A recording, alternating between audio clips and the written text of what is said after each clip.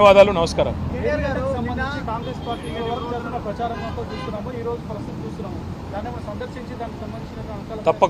తప్పకుండా ఆలోచన చేస్తూ ఉన్నాము.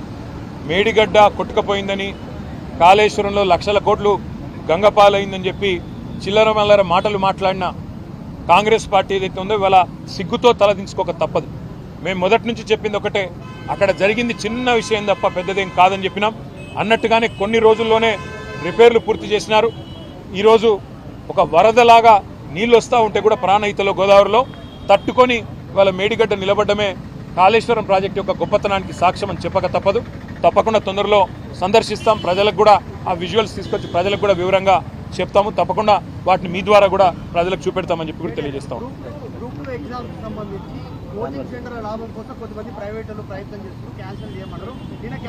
ఇప్పుడు రేవంత్ రెడ్డి గారు మొన్న ఒక మాట అన్నారు, నెలకు 100 కోట్లు లాభం వస్తుంది కోచింగ్ సెంటర్లకు ఉద్యోగాలు వాయిదా వేస్తే అన్నారు. మరి ఇప్పుడు 4 నెలలు వాయిదా వేశారు. మరి 400 కోట్లు ఆయన చెప్పిన ప్రకారం 400 కోట్లు మరి లాభం వచ్చింది అనుకుందాం. మరి అందులో ఏమైనా వాటాలు ముట్టినాయేమో కాంగ్రెస్ పార్టీకి ఆయనే చెప్పాలి. Thank you.